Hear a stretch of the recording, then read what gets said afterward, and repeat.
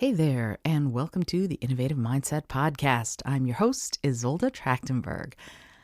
I am going to continue doing this project that I've decided to do on Collaboration Thursdays, and that is that I'm reading the entire Speak From Within book that I wrote to help you engage, inspire, and motivate any audience. And particularly if you have any sort of a public speaking phobia, this book is incredibly helpful.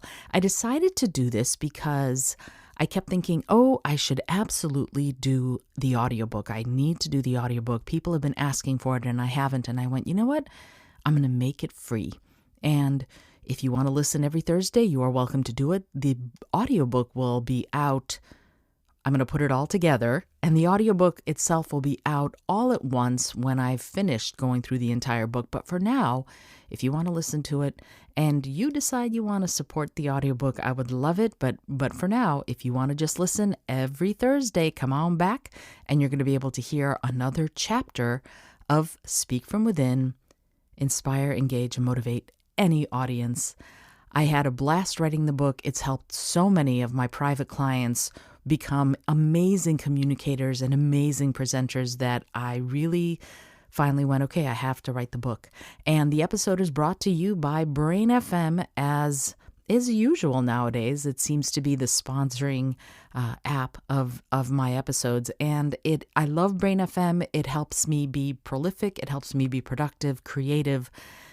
I use it to meditate. I use it to fall asleep. I use it to wind down. I use it to charge up. It's the direct combination of the best of neuroscience and really cool music that you play while you do these things, and it changes your life. I love it. So, if you decide you want to try Brain FM, go to brain.fm/innovative mindset, and you will get 20% off from me to you. The Innovative Mindset Podcast is proud to be affiliated with Brain FM because I find it so incredibly helpful. And if you do decide to do it, as always, please note, you will get 20% off. I might get a little bit of money from you having used that coupon. And we all come out winners because we all get to be more innovative, more creative, more inspired, and more productive. Alrighty, so here we go. I want to give you Chapter 1, Expression. Try this quick mission. The mission is, I love you. Say the words, I love you 3 times. The first time, emphasize the I. The second time, stress the love. The third time, emphasize the you. Do those changes make what you're saying sound different? What sort of story might you tell with the first one? 2 people are vying for the love of a third, and each is trying to convince her to choose them. The second might be a tale of a romance where a couple has been bickering the entire time until one finally yells, I love you, in frustration. What do you think the third might tell us? Certainly the interpretation is up to the individual person. In my mind, an emphasis on the you indicates that the listener's the one the speaker chose above all others. See what I mean? We get 3 radically different stories with just a bit of different emphasis. A world of information can come through in a rising pitch or an emphasized word. We can see evidence of this immediately by paying attention to common phrases and how differently we can say them. So how we tell our story matters just as much, if not more, than what we say. And that's important because we are all storytellers. Every one of us is a spinner of tales. We are like those elders by the ancient bonfires who taught the people of the village with their voices and their stories. Sure, we do it in different ways and for different reasons, but we all do it. Yet, for many, the idea of telling any story daunts us. We shrink away from self-expression. Oh, no one will want to hear what I have to say, Samantha says to herself. I suck at this stuff, Mike complains. I don't have a talent for writing, speaking, singing, painting, drawing, etc. Deb confides. They've all convinced themselves they will be terrible at speaking in public. Do you want to know what I have to say to that? Bull baloney. Yep, you read that right. Bull baloney. We were born to express ourselves. I mean every word of that last statement. Self-expression is our birthright. What is the first thing we do when we come out of the birth canal? We take a deep breath.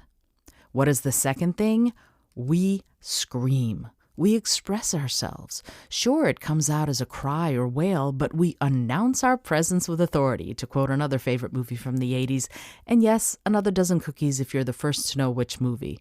Please note, the person who guessed it a long time ago, since the book originally came out in 2018. We don't wait for an invitation. We don't wonder if anyone wants to hear it. We don't shy away from a thing. We open our mouths and we let it rip. We don't fear it. We just do it. As we get older, that completely irrepressible self-expression gets more limited. And so when I say it's our birthright, that's because I think we all have the right to express ourselves from the very first second we're born. But then we develop language, and we have to figure out how to communicate in such a way that others will take it the way we intend, and our message will achieve its goal. So that expressive birthright becomes more complicated and less effective. We forget that at our core we are communicating beings, but if we remember that fact and apply it, we can transform our lives. Many of us feel like speaking in public is torture, but I'm here to tell you that it can be fun and exciting. You can have a terrific time speaking in front of people, I promise. When it comes to public speaking, one of the things we have lost is that sense of fun and spontaneity. We live in a culture of judgment and immediate evaluation and perhaps even scorn. Instead of support or constructive critique, people expect to be judged and found lacking. But what if things were different? What if instead of expecting and fearing derision, we went in with no expectations whatsoever? What if we left it open to connection? What if we went in with a sense of the fun we were all about to have together? Do you think that set of thoughts might change how our audience receives and perceives us? And more importantly, would that change how we perceive ourselves? Certainly at birth we have no thought of and no way to think about being judged. No infant cares that they're naked. No infant worries about how they might look or sound. They simply exist in that moment, and they express themselves fully and immediately. And with that sort of purity, the vast majority of the people who hear them can't help but reply and do whatever it takes to address the infant's needs. I'm not saying we should scream, cry, or whimper for that attention and engagement. I'm saying we need to be present with those who are about to hear us. If we are present, real, and authentic, we will connect faster and go deeper with anyone who hears us. They will listen because our authenticity will strike a chord within them. And together we'll find that connection to the core of who we are. Therein lies the magic. If we can get there, we can take our audience anywhere we want to go. Why? Because they'll want to come. They will delight in joining us on our journey. We're going to offer them the coolest adventure across the most wondrous landscape, the mystery of our authentic selves, and our innate and thrilling connection to each other. Who wouldn't want to join that expedition? What stops most of us from being that authentic? What keeps us from embarking on the expedition to explore our inner landscape so that we can connect with others on that primal level? If we broke that question down to its basic level, likely it's fear. That is the long and short of it. We are afraid. And if we admit the fear, then let's be courageous enough to ask the follow-up question. What on earth are we afraid of? Take a second and think about it. What is truly the worst that could happen? What if our worst fears about public speaking and communication came true? What would happen then? That was the end of Chapter 1. I hope you enjoyed it. I hope you come back next week for Chapter 2. It's all about fear. This is Isolde Trachtenberg. As I said, this book that I'm reading to you every Thursday is my book, Speak From Within. You can buy it on Amazon. You can buy either an ebook version or the paperback, or you can come back every Thursday and listen to me read every last chapter and it's going to be turned into an audiobook at the end that's only going to be available on my website, isoldet.com.